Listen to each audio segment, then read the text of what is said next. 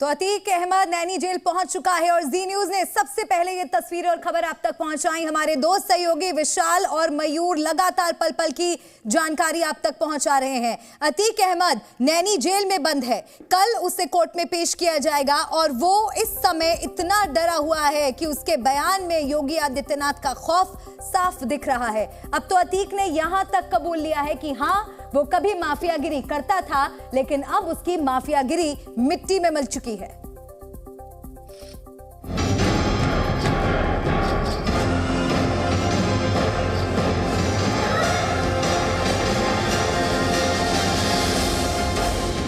माफियागिरी पर उत्तर प्रदेश के मुख्यमंत्री योगी की कार्रवाई भारी पड़ गई। माफियागिरी की समाप्ति पहले ही हो चुकी थी, अब तो खाली रगड़ा जा रहा है। देखते ही देखते माफिया अतीक का गुरूर मिट्टी में मिल गया। सरकार ने कहा मट्टी में मिला देंगे, तो मट्टी में तो मिल गए। अब मट्टी में मिलने के बाद रगड़े जा रहे हैं। लोगों में खौफ पैदा करने वाला अतीक अब खुद डर गया। सही नहीं है, करना चाहते हैं, मारना चाहते हैं। परिवार पर शिकंजा कसा तो माफिया सहम गया। हमारा परिवार पूरी तरह से बर्बाद हो गया। अतीक के अत्याचार का वक्त खत्म हो गया। अब ये सब समय बात है, वक्त ही है जो सबको सबक सिखा देता है, अच्छे अच्छों की अक्ल ठिकाने लगा देता है और गलत तौर तरीकों से अपना दबदबा बनाने की कोशिश करने वालों को सही ठिकाने पर पहुंचा देता है।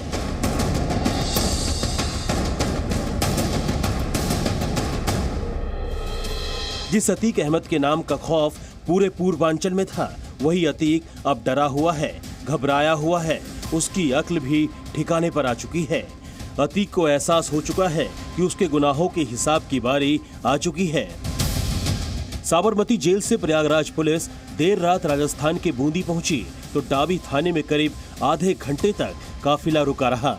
इसके बाद जब अतीक को वैन में बिठाया गया तो मीडिया के सामने उसने अपना डर बयां कर दिया।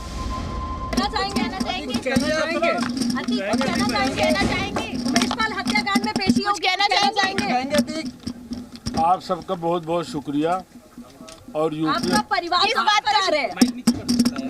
आपको डर लग रहा है क्या? आपको डर लग रहा है? कोई डर लग रहा है आपको? हमारा परिवार पूरी तरह से बर्बाद हो गया। और एक सवाल कोई कर रहा था कि माफियागिरी की समाप्ति पहले ही हो चुकी थी, अब तो खाली रगड़ा जा रहा है। अतीक की बातों में उसका डर साफ दिख रहा है। वो कभी परिवार की बात कर रहा है तो कभी खुद पर लगाए जा रहे आरोपों को निराधार बताने के लिए जेल का हवाला दे रहा है। जो उमेश पाल हत्याकांड पर क्या कहना है? आपका परिवार फरार है, क्या कहना है? उमेश पाल हत्याकांड पर? अरे मैं जेल में था, मैं क्या जानूं भाई। आपका परिवार कहाँ फरार है? जेल से साजिश रची गई थी आपके द्वारा, कह रहे हैं ना। तो हम भी तो कह रहे हैं कि हम जेल से आपकी बीवी, आपका बेटा कहाँ फरार है? बेटा कहाँ है? आपका बेटा कहाँ फरार है? कहाँ फरार है? पत्नी का? अतीक अहमद पर 100 से ज्यादा मुकदमे हैं। पुलिस उसकी पत्नी और बेटे की तलाश में जुटी हुई है। इसीलिए अतीक को अब फिक्र सताने लगी है। अतीक को अब मिट्टी में मिलाए जाने का भी एहसास हो चुका है। साबरमती जेल में मुझको बहुत परेशान किया जा रहा है, त्रास दिया जा रहा है। कोई फोन हमने वहाँ से नहीं किया, वहाँ जैमर लगे हुए हैं, कोई साजिश हमने जेल से नहीं रची। 6 साल से मैं जेल में हूँ, मेरा पूरा परिवार बर्बाद हो चुका है।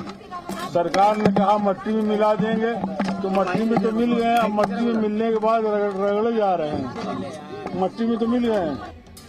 जिस माफियागिरी के दम पर अतीक सबको मिट्टी में मिलाने की हिमाकत करता था, वो अतीक अब खुद अपनी जान की भीख मांग रहा है। उठते बैठते सोते जागते अतीक को हर वक्त मौत का डर सता रहा है। क्या कहेंगे? दोबारा से ले जा रहे हैं? सही नहीं है, करना चाहते हैं, मारना चाहते हैं। आपको तो उमेश पाल के मामले में लेके जा रहे हैं। मैंने उमेश पाल के हत्या में तो वीडियो कॉन्फ्रेंसिंग हो सकती थी। अब वीडियो कॉन्फ्रेंसिंग के लिए सुप्रीम कोर्ट ने कहा है। सुप्रीम कोर्ट आपको मार देंगे। जब सुप्रीम कोर्ट ने कहा कि वीडियो कॉन्फ्रेंसिंग कराओ। 11 अप्रैल को साबरमती से निकलने के बाद अतीक का काफिला शाम करीब 5:30 बजे राजस्थान के डूंगरपुर पहुंचा तो पुलिस की एक गाड़ी खराब हो गई। करीब 2 घंटे तक रुकने के बाद सफर शुरू होने से पहले अतीक ने फिर अपना रोना रोया। सुरक्षा को लेकर क्या आप संतुष्ट हैं कि जिस तरह से ले जाएंगे, क्या कहेंगे इस पे? हम संतुष्ट हैं आप लोग की मेहनत देख के। आप लोग अपना कर्तव्य इतने अच्छे से निभा रहे हो। नहीं, इतने सारे मामले आपके सामने आ रहे हैं, क्या उसके बारे में कहना, आपकी सफाई क्या है? अब ये सब समय की बात है, कोर्ट से फैसला होगा, कोर्ट का जो फैसला है मानेंगे, लेकिन जो उसको सजा हुई है वो अपराध में जो हुई है वो सजा गलत सजा हुई। सैकड़ों परिवारों को उजाड़ने वाला अतीक आज इंसाफ की गुहार लगा रहा है। जो अतीक कानून को अपने ठेंगे पर रखने का दम भरता था, वही अतीक आज कानून की दुहाई दे रहा है। डरे सहमे अतीक ने झांसी में भी अपनी सफाई दी। अतीक खुद को भी निर्दोष बता रहा है और अपने परिवार को भी, लेकिन उसके कारनामे किसी से छिपे नहीं हैं। 40 साल तक कैसे उसने अपना खौफ बनाए रखा, इसकी हकीकत अब सामने आ चुकी है। अच्छा है, जैसे उसने पाप किया है तो पाप का घड़ा भरता है, तो वो रियल में है कि आज वो पाप का घड़ा भर चुका है। और कहते हैं कि दुर्गा का रूप होती हैं, तो वो देख रही हैं, वो मुझे न्याय दिलाएंगी। जो बैठे हुए मंत्री जी हैं, माननीय मंत्री जी हैं, वो मुझे न्याय दिलाएंगे। अतीक ने जो गुनाह किए, अब उनके हिसाब का वक्त आ गया है। अतीक ने अपनी माफियागिरी से जो अवैध संपत्ति बनाई थी, उस पर भी अब शिकंजा कस रहा है। यानी अतीक का गुरूर मिट्टी में मिलाने के साथ ही अतीक का काला साम्राज्य भी खत्म किया जा रहा है। प्रयागराज में ईडी ने अतीक और उसके करीबियों के कई ठिकानों पर छापेमारी कर काली कमाई का आंकड़ा जुटाने की कार्रवाई शुरू की। प्रयागराज में आज ईडी की टीम ने अतीक के तमाम करीबियों पर कार्रवाई करते हुए उनके तमाम दफ्तर, घरों पर छापेमारी की है। प्रयागराज के सिविल लाइन में मौजूद एक मोटर कंपनी पर भी ये पूरी कार्रवाई की गई है। आप तस्वीरों में देख सकते हैं कि फ़िलहाल टीम ने यहाँ पर आकर तमाम दस्तावेज हैं वो खंगाले हैं और उसके बाद इस पूरे शोरूम को जो है वो लॉक कर दिया गया है। ऐसे में फ़िलहाल कहा जा सकता है कि लगातार एक के बाद एक ईडी जो है वो अतीक के करीबियों पर शिकंजा कसती नजर आ रही है। अतीक के खिलाफ ताबड़तोड़ एक्शन हो रहे हैं, इसीलिए अतीक घबराया हुआ है। उमेश पाल की हत्या के बाद से अतीक का पूरा परिवार भागा भागा फिर रहा है, मगर सवाल यही है कि जब अतीक का गुरूर नहीं रहा तो परिवार के लोग कब तक कानून से बच पाएंगे। ब्यूरो रिपोर्ट, जी मीडिया।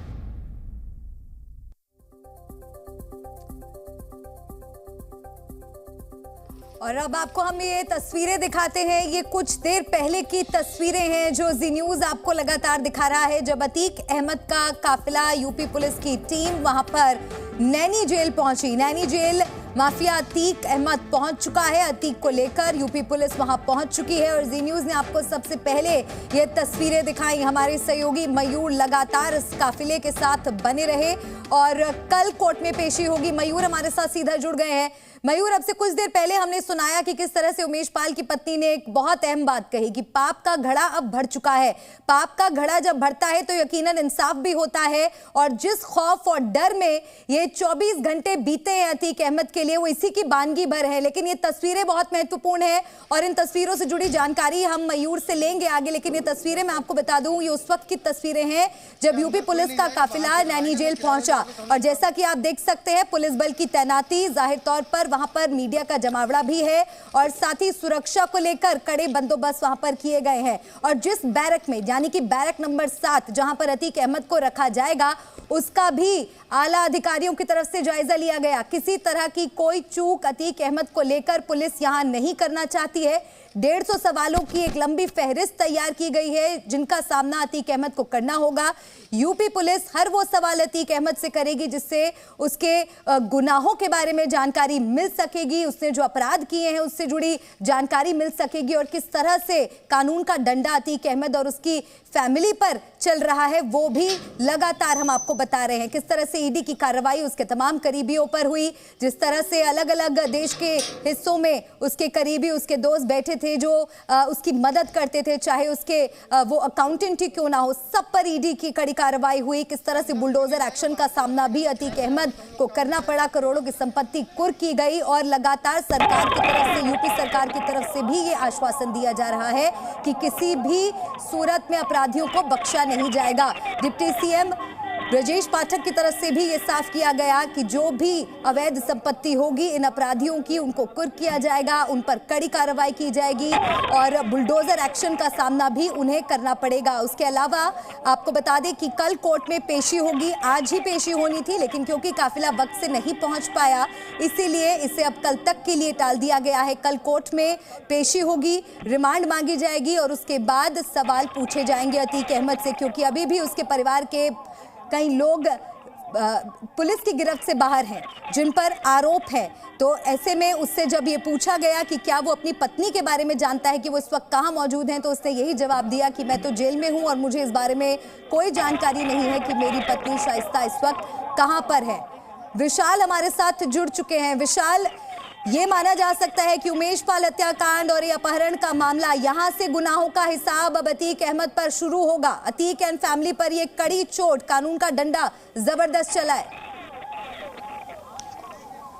देखिए, बिल्कुल निश्चित तौर पर उमेश पाल हत्याकांड मामलों में अतीक के बाद तमाम चीजों की जो शुरुआत होगी, अतीक का पतन शुरू होगा और अतीक अहमद एक साधारण कैदी की तरह आज यहाँ पर लेकर आया गया है। वही अतीक अहमद है जो इस पूरे जेल में अपना पूरा वर्चस्व चलाया है, उसने पूरा अपना माफिया नेटवर्क चलाया है, लेकिन अब इस अतीक अहमद को एक साधारण कैदी की तरह यहाँ पर लेकर आया गया है। और आपको बता दें 24 घंटे से ज़्यादा का समय लगा है, साबरमती से यहाँ तक का पूरा सफर रहा है। और आपको बता दें कि 24 घंटे से ज़्यादा समय अतीक अहमद कई बार दहशत में दिखाई पड़ा, ताव देता था, लेकिन आज भीगी बिल्ली की तरह अपनी जान की गुहार लगाता रहा। यहां तक कहता रहा कि उसको फंसाया जा रहा है, यहां तक कहता रहा कि उसकी माफियागिरी खत्म हो गई है। लेकिन अतीक अहमद ने जो गुनाह किए हैं उन पर कार्रवाई होगी, एक एक करके कार्रवाई होगी। और कल सबसे पहले कोर्ट में पुलिस जो है वो रिमांड की एप्लीकेशन देगी, उसके बाद कस्टडी रिमांड लेने के बाद उससे पूछताछ होगी। पूछताछ होने के साथ साथ उसके जो तमाम करीबी हैं उन सब पर कार्रवाई होगी, उनका आमना सामना कराया जाएगा। आज भी ईडी ने कार्रवाई की है, लेकिन ये केवल शुरुआत है। अतीक अहमद जिस तरह से रोब में रहा, उसके बाद अब अतीक अहमद पर कार्रवाई का दौर शुरू होगा और दो तरफा कार्रवाई होगी। एक तरफ जहां उमेश पाल हत्याकांड मामले में उसने अपने बेटे असद को लॉन्चिंग पैड के तहत जो है लॉन्च किया है, तो उसको ये सबक सिखाने के लिए कि तुम केवल और केवल एक हो, माफिया। बिल्कुल विशाल, जरूरी जानकारी हमारे सहयोगी विशाल हम तक लगातार पहुंचा रहे हैं। शुक्रिया आपका अपडेट देने के लिए।